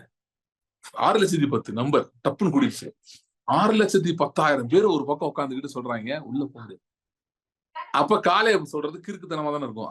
அந்த கான்டெக்ட்ல நீங்க பாக்கணும். இன்னைக்கு இருக்க வச்சு பேசக்கூடாது. இன்னைக்கு வந்து நமக்கு தெரியும் யார் உள்ள போனா, யார் போல, யார் அழிஞ்சு போயிட்டான்னு தெரியும். அந்த 6,10,000 பேர் கூட நமக்கு தெரியாது. 10 பேர் பைபிள் இருக்கு, அது தவிர நிறைய பேர் நமக்கு தெரியவே தெரியாது. ஆனா அந்த காலை பேர் நமக்கு தெரியும், நம்ம உள்ள போயிட்டு சுதந்திரிச்சுட்டான். ஆனா இன்னைக்கு இருக்க வேற. இன்னைக்கு அந்த சிச்சுவேஷன் உட்காந்து பாருங்க. நீங்க லைவ் அந்த சூப்பர் புக்னு ஒரு இது இருக்கு, ஒரு அனிமேட்டட் சீரிஸ் மாதிரி வரும், சில்ட்ரன் இது. அதுல பாத்தீங்கன்னா ஒரு டைம் மிஷின்ல அவங்க வந்து அந்த பைபிள் காலத்துக்கு எப்ப அந்த கேரக்டர்ஸ் இன்டராக்ட் பண்றாங்க. நல்ல கான்செப்ட் யாரோ டெவலப் பண்ணிருக்காங்க. சோ அது மாதிரி நீங்க டைம் மிஷின்ல போயிட்டீங்க, போய் அங்க உட்காந்துருக்கீங்க. அங்க பஞ்சாயத்து நடந்துட்டு இருக்கு, 2 பேர் உட்காந்துருக்காங்க. இங்க 6,10,000 பேர் இந்த பக்கம் இருக்காங்க. உட்காந்துட்டு சொல்றாங்க போகவே முடியாது, கண்டிப்பா முடியாது, கண்டிப்பா. இப்ப 2 பேர் மட்டும் வந்துட்டு இல்ல போக முடியும்ன்றான். இப்ப சொல்லும் போது எப்படி இருந்திருக்கும் யோசிச்சு பாருங்க. எப்படிப்பட்ட ஒரு அவிசுவாச அட்மாஸ்பியர் அந்த இடத்துல இருந்திருக்கும். எல்லாரும் எவ்வளவு உறுதியா சொல்லியிருப்பாங்க, நம்ம கண்டிப்பா உள்ள போக மாட்டோம், கண்டிப்பா அந்த வனாந்தரத்தை செத்து போயிடும், எவ்வளவு உறுதியா சொல்லியிருப்பாங்க. அப்படி இருக்கும்போது எப்படி ஒருத்தன் எதிர்த்து பேச முடியும்? சோ அப்படிப்பட்ட சிச்சுவேஷன். சோ ஒண்ணுதான், காலை மேல விசேஷித்த ஆவி இருந்தது என்று சொல்லப்பட்டிருக்கிறது. சரியா? வேற ஆவியுடையவன், விசேஷித்த ஆவியில வேற ஆவியுடையவன், another spirit, different spirit. அது என்ன ஸ்பிரிட் அப்படின்னா ஸ்பிரிட் ஆஃப் இன்ஹெரிட்டன்ஸ், சுதந்திரிக்க வேண்டும் என்கிற ஒரு ஆவி அவனுக்குள்ள இருந்தது. அந்த ஆவி அவனுக்குள்ள இருந்ததுனால அவன் விசுவாசல பேசிக் கொண்டிருந்தான், சூழ்நிலையை பார்த்து பேசவில்லை. ஓகே, see இங்க கர்த்தருடைய வார்த்தை என்ன சொல்லுது? நான் சொன்ன வேர்ட் இஸ் ஃபைனல் அத்தாரிட்டி. கர்த்தருடைய வார்த்தை என்ன சொல்லுதுன்னா, விசுவாசத்தினால் உண்டாகும் நீதி உங்களை எங்க கொண்டு போய் நிறுத்துறது இல்லைன்னா, வெறும் பாவங்கள் மன்னிக்கப்பட்டு நீங்க நீதிமான ஆயிட்டீங்க, தேவன் முன்பாக நீங்க வந்து பெர்ஃபெக்ட் ஆயிட்டீங்கன்ற இடத்துல நிறுத்தல. உங்களை பூமியை சுதந்திரிப்பதற்கு அது எடுத்து செல்லுகிறது. இன்னொன்னு பாத்தீங்கன்னா, இந்த நீதிமான் அப்படின்றதும் பூமியை சுதந்திரிப்பான்றதும் பயங்கர கனெக்டடு. பவுல் வந்து இந்த ரோமர் 4 எழுதும் போதெல்லாம் சங்கீதம் 37 ஒரு மைண்ட் இல்லாம எழுதியிருக்க வாய்ப்பே கிடையாது. சங்கீதம் 37 இருந்து சில வசனங்கள் நான் வேகமா உங்களுக்கு வாசிச்சு காட்டுறேன். சங்கீதம் ஏற்கனவே ஒரு டைம் வாசிச்சிருக்கோம்னு நினைக்கிறேன். பட் வேகமா திரும்ப வாசிக்கலாம். சங்கீதம் 37 இருந்து ரொம்ப நல்ல சங்கீதம். ஏன்னா துன்மார்க்கன் நல்லா இருக்க மாதிரி தெரியுது. ஆனா அவன் நிச்சயமா அழிந்து போவான். நீதிமான் இன்றைக்கு துன்பப்பட்டு கொண்டிருக்கிற மாதிரி இருக்கிறது. அவன் தான் பூமியை சுதந்திரிப்பான் என்கிற அந்த தீம்ல ஃபுல் சாமம் ஓடுது. திரும்ப திரும்ப திரும்ப வருகிறது. அது ஒரு சாதாரண ஆள் எழுதல. தாவீதின் சங்கீதம். தாவீதே ஒரு சுதந்திரித்தவன், மிகப்பெரிய அளவு சுதந்திரித்தவன். தாவீது வந்து நான் நிறைய டைம் சொல்லியிருக்கேன், ஆபிரகாமுக்கு ஆண்டவர் கொடுத்த பார்டரை எக்ஸாக்டா கான்கர் பண்ணது டேவிட் தான். யாரும் பண்ணல. யாரும் அதை பத்தி கவலையும் படல. இருக்கிறது போதும் உட்கார்ந்து இருந்தாங்க. பிரச்சனை மேல பிரச்சனை வந்துட்டு இருந்துச்சு. ஆனா தாவீது ஃபுல்லா சுதந்திரித்தான். அப்படி சுதந்திரித்தவன் சொல்லுகிறது. அதுவும் அவன் நிறைய பார்த்திருக்கான், நிறைய பேரை பார்த்திருக்கான். சவுல பார்த்தான், மற்ற இன்னும் எத்தனையோ துன்மார்க்கர்களை பார்த்தான், அவருடைய முடிவையும் பார்த்தான், எப்படி அவங்க இருந்தாங்கன்னு பார்த்தான். செல்வ செழிப்பா இருந்தாங்க, அவங்களை அசைக்கவே முடியாது, நித்தியமா அவங்கதான் இருப்பாங்கன்ற மாதிரி இருந்தாங்க. ஆனா அவர்கள் அசைக்கப்பட்டார்கள், அவர்கள் காலியானாங்க. இவன் சுதந்திரித்தான். வேகமா வந்து அதுல இருந்து சில வசனங்கள் மட்டும் வாசிக்கிறேன். 9 வசனம் முதலாவது. பொல்லாதவர்கள் அறுப்புண்டு போவார்கள், கர்த்தருக்கு காத்திருக்கிறவர்களோ பூமியை சுதந்திரித்துக் கொள்வார்கள். 11 வசனம். சாந்த குலமுனவர்கள் பூமியை சுதந்திரித்து மிகுந்த சமாதானத்தினால் மனமகிழ்ச்சியாய் இருப்பார்கள். ஓகே, அடுத்து 22. அவரால் ஆசீர்வதிக்கப்பட்டவர்கள் பூமியை சுதந்திரித்துக் கொள்வார்கள், அவரால் சபிக்கப்பட்டவர்களோ அறுப்புண்டு போவார்கள். அப்புறம் 29. நீதிமான்கள் பூமியை சுதந்திரித்துக் கொண்டு. 34. நீ கர்த்தருக்கு காத்திருந்து அவருடைய வழியை கைக்கொள், அப்பொழுது நீ பூமியை சுதந்திரித்துக் கொள்வதற்கு அவர் உன்னை உயர்த்துவார். சோ ஏறக்குறைய 5 தடவை வருதுன்னு நினைக்கிறேன். பூமியை சுதந்திரிக்கிறது, நீதிமானா இருக்கிறவர்கள், கர்த்தருடைய வழியில் நடக்கிறவர்கள் பூமியை சுதந்திரித்துக் கொள்றது 5 இடத்துல வருது. குறிப்பா இந்த என்ன கான்டெக்ட் எல்லாம் வருதுன்னா, துன்மார்க்கன் ரொம்ப செழிக்கிறான், நல்லா இருக்கான், நீ ஆனா இன்னும் கஷ்டப்பட்டு இருக்க. அப்படி ஒரு சுச்சுவேஷன்ல நீ இருக்க. அவனுக்குள்ள கேள்வி எல்லாம் வருது. என்ன நான் இப்படி இருந்து ஏன் இப்படி இருக்கேன்? அவன் துன்மார்க்கமா இருக்கலாம், பாவம் செய்யறவன், அக்கிரமக்காரன், அவன் நல்லா இருக்கான். அவன் சம்டைம்ஸ் உங்களுக்கு தீமை எதிராக கூட இருக்கலாம். அவன் கூட நல்லா இருக்கான், நான் ஏன் இப்படி இருக்கேன் அப்படின்னு உங்களுக்கு தோண்டிட்டு இருக்கலாம். அப்படி இருக்கும்போதுதான் இந்த பகுதிகள் ரொம்ப முக்கியம். நீதிமான்கள் பூமி சுதந்திரித்துக் கொள்வார்கள், இல்லைன்னா நீ பூமியை சுதந்திரிப்பது கர்த்தருனை ஸ்திரப்படுத்துவார். அப்ப பவுல் வந்து எழுதும்போது சும்மா ஒரு பேஸ் இல்லாம எழுதல. இந்த அதிகாரத்தெல்லாம் சங்கீதத்தெல்லாம் மனசுல வச்சுதான் பவுல் எழுதுகிறார் என்று நான் நம்புகிறேன். ஏன்னா அவர் இதெல்லாம் படிச்சாள், இதெல்லாம் ரொம்ப மனப்பாடம் பண்ணி படிச்சிருந்தாரு. சோ அது ஆனா எப்படி சொல்லிட்டாரு அப்படின்னா, ரோமர் 4 பியூட்டியே என்னன்னா, இந்த பூமியை சுதந்திரிக்கிறதுக்கு வேற எதுவுமே இல்ல, ஒரே ஒரு விஷயம் தான். என்ன அப்படின்னு சொல்றாரு ரோமர் 4 அதிகாரம். அதோடைய அந்த கடைசி பகுதியில படிப்பேன். இப்ப அதெல்லாம் பேசிட்டேன், இருந்தாலும் அதை படிக்கலாம். ரோமர் 4:18 இருந்து வாசிங்க. ரோமர் 4:18 இருந்து. உன் சந்ததி இவ்வளவா இருக்கும் என்று சொல்லப்பட்டபடியே நான் அநேக ஜாதிகளுக்கு தகப்பனாவதை நம்புகிறதற்கு ஏதுவில்லாதிருந்தும் அதை நம்பிக்கையோட விசுவாசித்தான். அவன் விசுவாசத்திலே பலவீனமாய் இருக்கவில்லை. அவன் ஏறக்குறைய 100 வயதுள்ளவனாய் இருக்கும் போது தன் சரீரம் செத்து போனதையும் சாராளுடைய கர்ப்பம் செத்து போனதையும் எண்ணாதிருந்தான். தேவனுடைய வாக்குத்தத்தத்தை குறித்து அவன் அபிசுவாசமாய் சந்தேகப்படாமல் தேவன் வாக்குத்தத்தம் பண்ணினதை நிறைவேற்ற வல்லவராய் இருக்கிறார் என்று முழு நிச்சயமாய் நம்பி தேவனை மகிமைப்படுத்தி விசுவாசத்தில் வல்லவனானான். ஆகையால் அது அவனுக்கு நீதியாக எண்ணப்பட்டது. அது அவனுக்கு நீதியாக எண்ணப்பட்டது என்பது அவனுக்காக மாத்திரமல்ல, நமக்காகவும் எழுதப்பட்டிருக்கிறது. நம்முடைய கர்த்தராகிய இயேசுவை மரித்தோரிலிருந்து எழுப்பினவரை விசுவாசிக்கிற நமக்கும் அப்படியே எண்ணப்படும். அவர் நம்முடைய பாவங்களுக்காக ஒப்பு கொடுக்கப்பட்டும் நாம் நீதிமான்களாக்கப்படுவதற்காக எழுப்பப்பட்டும் இருக்கிறார். ஓகே, சோ ஆபிரகாம் பத்தி அழகா வருது. அவன் சந்ததி இவ்வளவா இருக்கும்னு சொன்னார் ஆண்டவர். ஆனால் அவன் அதை சந்தேகப்படாமல் அப்படியே விசுவாசித்தான். நம்புகிறது ஏதுவே இல்லை, பாடியில ஸ்ட்ரென்த் கிடையாது. ஓகே, சாராவோட கர்ப்பமே செத்து போச்சு. சோ இப்படி இருக்க ஒருத்தவங்களுக்கு எப்படி குழந்தை பிறக்கும்? ஆனால் அவன் நம்புகிறதுக்கு ஏதும் இல்லாததும் நம்பிக்கையோட விசுவாசித்தான். அவன் என்ன பண்ணிட்டே இருந்திருக்கான்? தேவனை ஸ்தோத்திரிச்சுட்டே இருந்தான். உட்காந்து யோசிக்கல, எப்படி நடக்கும், இவர் சொல்றாரு எப்படி நடக்கும், வாய்ப்பிலேயே. நீங்க சம்டைம்ஸ் உட்காந்து கால்குலேஷன் பண்ணிட்டு இருந்தீங்கன்னா எண்ட்ல அவிசுவாசத்துல வந்து முடிஞ்சிருவீங்க. ஆனா அதுக்கு பதில் அவன் என்ன பண்ணிட்டே இருந்தான்? ஸ்தோத்திரம் செலுத்தி கொண்டிருந்தான், தேவனை துதித்து கொண்டிருந்தான். தேவன் ஜெரிசாவில் ஒரு லைன் சொல்றாரு, the extent of your praise will determine the amount of your harvest. The extent of your praise determines the amount of your harvest. So அவன் தேவனை ஸ்தோத்தரிக்க ஆரம்பிச்சிட்டான். அவர் வாக்கு பண்ணிட்டார்ல, அவ்வளவுதான். பிசாசு சொல்லுவான், இப்படியே நம்பி நீ ஏமாந்து போயிரு, பரவாயில்ல, உன்னை நம்புறதுக்கு நான் அவரை நம்பி ஏமாந்து போன கூட பரவாயில்ல, நான் அப்படியே நிற்பேன், அப்படியே நான் நிக்க போறேன், ஆனா நான் ஏமாந்து போக மாட்டேன், நான் வெட்கப்பட்டு போவது இல்லை. சோ தொடர்ந்து அப்படி ஆபிரகாம் விசுவாசித்தானா, சரியா? சோ அவனை பத்தி ரொம்ப மேன்மையா எழுதிட்டு, முழு நிச்சயமா நம்பி தேவனை மகிமைப்படுத்தி விசுவாசம் வல்லவனானான், ஆகையால் அது அவனுக்கு நீதியாக எண்ணப்பட்டதுன்னு சொல்லிட்டு அடுத்து, அது அவனுக்கு நீதியாக எண்ணப்பட்டது என்பது அவனுக்காக மாத்திரம் நமக்காக எழுதப்பட்டிருக்கிறது அப்படின்னு சொல்லிட்டு நமக்கு எப்படி நீதி வருதா? நம்முடைய கர்த்தராகிய இயேசுவை மரித்தோரிலிருந்து எழுப்பினவரை விசுவாசிக்கிற நமக்கும் அப்படியே எண்ணப்படும். அப்ப இயேசுவை தேவன் மரித்தோரிலிருந்து எழுப்பினார் என்று விசுவாசிக்கிறோம், எழுப்பினவரை விசுவாசிக்கிறோம், சரியா? அப்ப நமக்கும் அப்படி எண்ணப்படும். அதாவது இதுல நிறைய அர்த்தம் இருக்கு. வேற ஒருத்தர் சொல்றேன். நீங்க என்ன அர்த்தம்னா, இயேசு மரித்து அவர் சரீரம் கடந்தது, அந்த சரீரத்தை ஒருத்தர் எழுப்ப முடியும்னா, மரித்த இயேசுவின் சரீரத்தை உயிரோடு எழுப்ப முடியும்னா, என்னையும் எழுப்ப முடியும், என்னையும் ஆசீர்வதிக்க முடியும், என்னையும் உயர்த்த முடியும், என் சூழ்நிலையை மாற்ற முடியும், என் சரீரத்தையும் மாற்ற முடியும், என் பிரச்சனைகளை மாற்ற முடியும் என்று நீங்கள் விசுவாசிக்கிறீங்கன்னா உங்களுக்கு நீதியாக எண்ணப்படும். அந்த நீதி எங்க உங்களை கொண்டு போகுதுன்னா, பூமியை சுதந்திரிப்பது கொண்டு போகிற நீதி. ஓகே, அது என்ன நீதி? பூமியை சுதந்திரிப்பது கொண்டு போகிற நீதி. அதான் சொன்னேன், இதோட கான்டெக்ட் வந்து நிறைய பேர் தப்பா புரிஞ்சுக்காங்க. எல்லாரும் என்ன சொல்றாங்க, பவுலுக்கு என்ன எழுதுறாருன்னா, நியாயப்பிரமாணத்தினால் ரட்சிக்கப்படல, கிருபையினாலே விசுவாசம் கொண்டு ரட்சிக்கப்பட்டிருக்கன்றதா அவர் சொல்ல வராருன்னு சொல்றாங்க. அவர் அதை மட்டும் சொல்லல, அதுல ஆரம்பிச்சுட்டு அது என்ன சொல்ல வர்றாருன்னா, எப்பா நியாயப்பிரமாணத்துக்கு கீழே வந்து வாக்கு பண்ணப்பட்டது ஒரு குறிப்பிட்ட குட்டி கானான் தான்.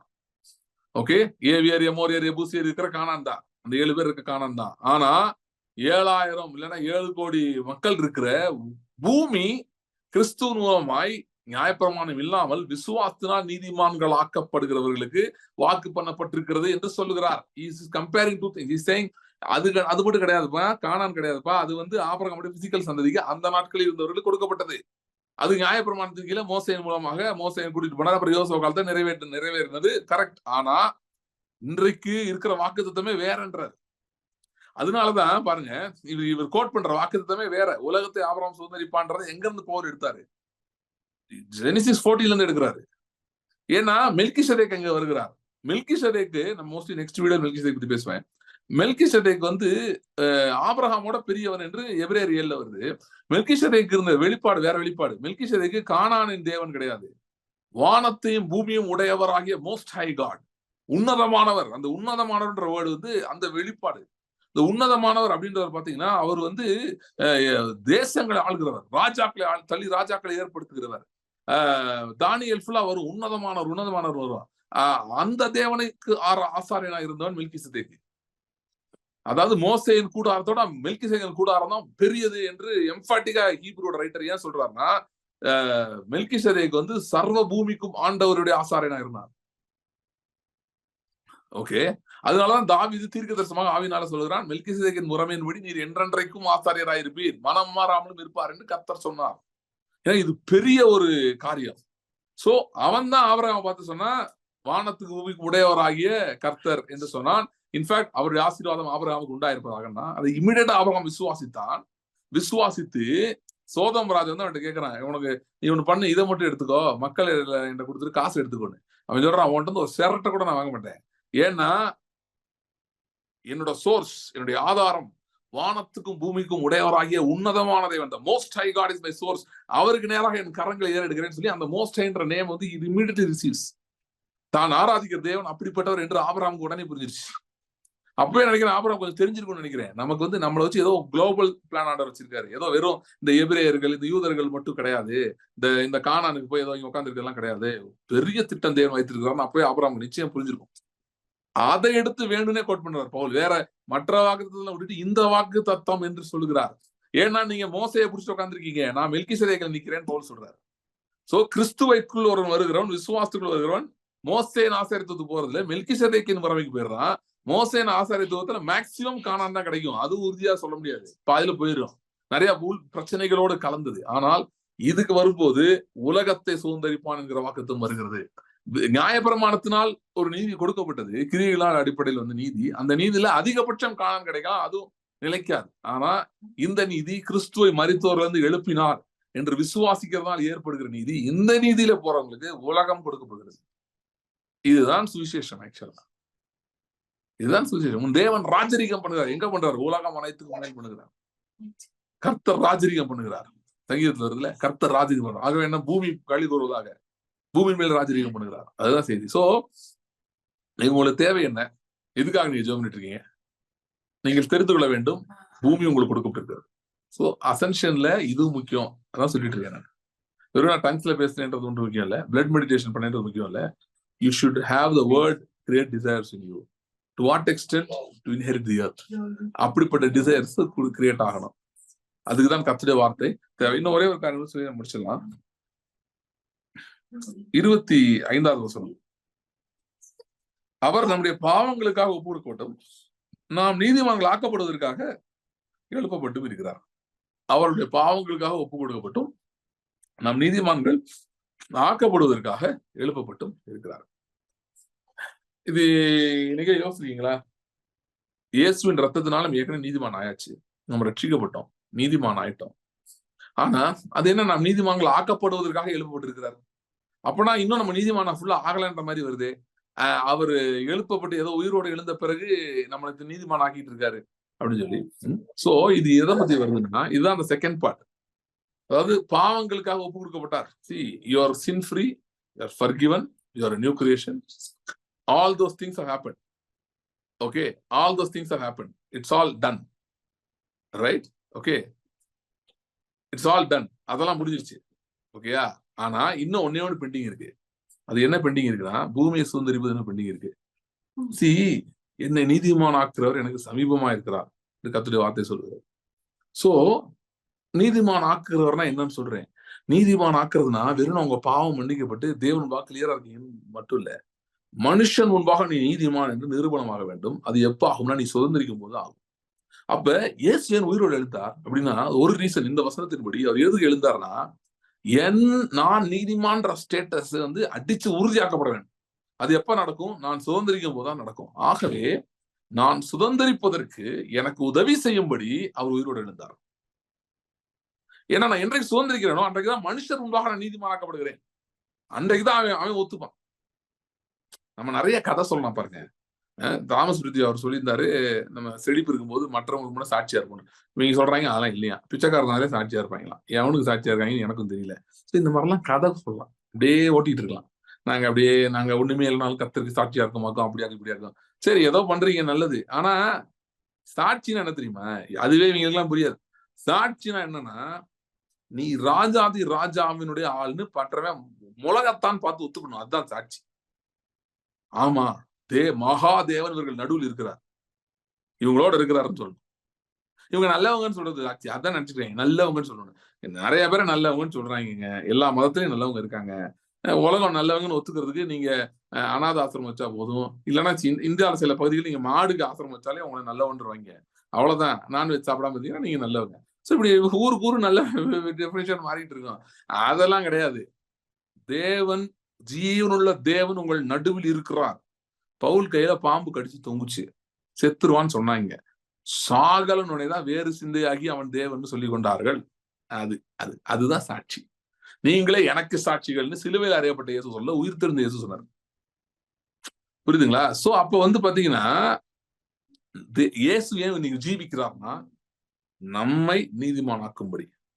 சோ இன்றைக்கு நீங்க விசுவாச பயணத்துல இருக்கிறீங்களா? நிறைய பேருக்கு விசுவாசம் என்ன சொல்லிடுறாங்கன்னா, பாவம் நீ விசுவாசத்துல ஏதோ அறிக்கை பண்ணிட்டு நம்பிட்டு உக்காந்து இருக்க, மோஸ்ட்லி தோல்வியில தான் முடியும் நினைக்கிறேன் அப்படின்னு சொல்லிட்டு இருக்கேன். காதல் சத்தம் கேட்குது நிறைய பேருக்கு. கண்ணு மேல ஒண்ணுமே தெரியலையே, காத்தும் இல்ல மழையும் இல்ல, எங்க இருந்து நடக்கும், தண்ணி எப்படி வரும் சொல்லிட்டு இருக்கேன். நான் சொல்றேன், இன்றைக்கு உங்கள் மகா பிரதான ஆசிரியனாக இயேசு, மெல்கிசேதேக்கின் முறைமையின்படியான மகா பிரதான ஆசிரியனாக இயேசு உங்கள் அருகில் நின்று கொண்டிருக்கிறார். உங்களை நீதிமானாக்கும்படி நின்று கொண்டிருக்கிறார். நீங்கள் எதை விசுவாசத்தோடு அறிக்கை செய்கிறீர்களோ, விசுவாசத்தில் எதை பிடித்து நின்று கொண்டிருக்கிறீர்களோ, அந்த காரியத்தை நிறைவேற்றும்படியாக, உங்களுக்கு உதவி செய்யும்படியாக, உங்களுக்கு கரம் கொடுக்கும்படியாக. எபிரேயர் 9 அதிகாரம் கடைசி சொல்லி முடிக்கிறேன். அந்த வசனம் இப்படி அவ்வாறாக சொல்லுகிறது. பிரதான ஆசிரியர் என்ன பண்ணுவானா, பழைய உடன்படிக்கையில அவன் போய் உள்ள போய் அந்த இதெல்லாம் முடிச்சுட்டு, சாக்ரிஃபைஸ் எல்லாம் முடிச்சுட்டு வெளியே அனௌன்ஸ் பண்றான், நீங்க எல்லாம் நீதிமான் ஆயிட்டீங்க, உங்கள் பாவங்கள் மன்னிக்கப்பட்டு விட்டது அப்படின்னு சொல்லிட்டு போயிடுறான். அந்த ஆசாரியத்துவம் அதோடு நின்று விடுகிற ஆசாரியத்துவம். சுதந்திரிப்பதுல அது போகாது. அது போனாலும் அது நான் சொன்ன மாதிரி டெம்பரரி. அப்படி இப்படி வரும், வந்த மாதிரி வரும், போன மாதிரி போயிடும். கானான்ல போனாங்க, வந்த மாதிரி இருந்துச்சு, கண்ணமுடி துறக்கிறதுல காணானே காணா போச்சு. பாபி ரோட்ல போய் உட்காந்துருந்தாங்க, அவ்வளவுதான் அது. ஆனா இந்த ஆசாரியன் இயேசு, வேதம் சொல்லுகிறது, அவர் ஒரே தரம் மரிப்பதும் பின்பு நியாயம் தீர்ப்படுவதும் மனுஷனுக்கு நியமிக்கப்பட்டிருக்கிறபடியே இயேசுவும் அநேகருடைய பாவங்களுக்காக மரித்து அவர் உள்ள போயிட்டு அவர் என்ன பண்ணுவாராம், தமக்காய் காத்து கொண்டிருக்கிறவர்களுக்கு ரட்சிப்பை அருளும்படி 2ஆம் தரம் பாவம் இல்லாமல் தரிசனமாவார். சோ நீங்க விசுவாசத்தோட காத்துட்டு இருக்கீங்களா?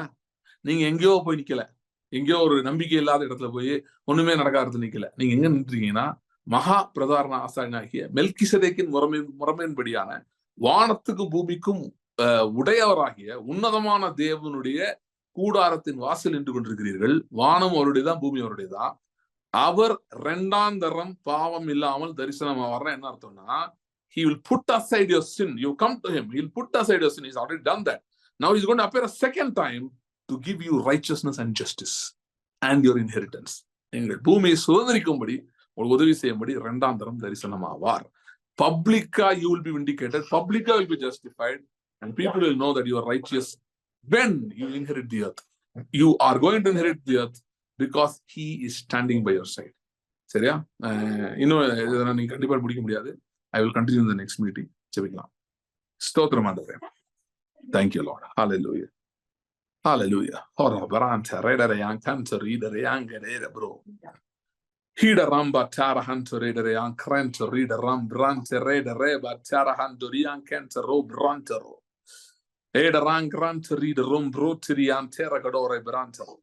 Thank you, Lord. Thank you, Lord. Even as you're preparing for the year to end and we are going to enter into the next year, Lord, I pray and declare the next year to be a year of great inheritances.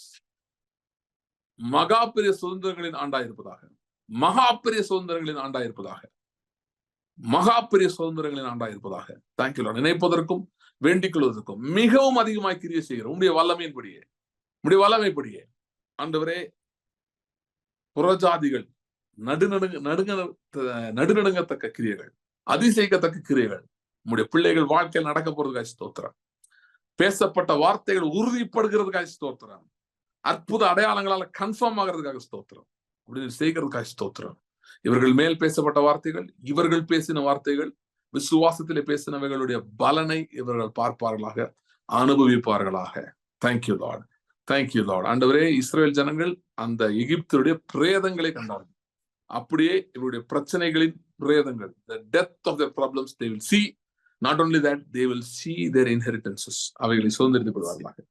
Thank you Lord. அந்த நேரத்தில் உடைய சரீரத்துக்காக ரத்தத்துக்காக நாங்கள் நன்றி செலுத்துகிறோம். பிற்கப்பட்ட முடிய சரீரத்துக்காக நன்றி, சிந்தப்பட்ட முடிய ரத்தத்துக்காக நன்றி. Thank you lord. Thank you lord. ஆண்டவரே, உடைய ரத்தத்தினாலும் சரீரத்தினாலும் எப்படி மிகுந்த பொருள்களுடனே அன்றைக்கு இஸ்ரேல் ஜனங்கள் புறப்பட்டார்களோ, மிகப்பெரிய ஒரு சுதந்திரத்தோடு அன்று இரவு எகிப்திலிருந்து புறப்பட்டார்களோ, நிழல் அது அதிலே அவர்கள் பெற்றார்கள். நாங்கள் நிஜமாகிய கிறிஸ்துவின் சரீரத்தை எங்கள் கைகளை வைத்திருக்கிறோம், கிறிஸ்துவின் ரத்தத்தை எங்கள் கைகளை வைத்திருக்கிறோம். அதே போல பெரிய அடையாளங்கள், பெரிய அற்புதங்கள் ஆண்டவரே எங்களுக்கு நடக்கிறதுக்காக ஸ்தோத்திரம். உங்களுக்கு நேரம் ஒரு பிரச்சனை அல்ல, சடுதியாய் உங்களால் செய்ய முடியும். நாங்கள் அதை விசுவாசிக்கிறோம். விசுவாசத்தோடு நம்முடைய சரீரத்தை நடத்தது நாங்கள் பங்கு பெறுகிறோம்.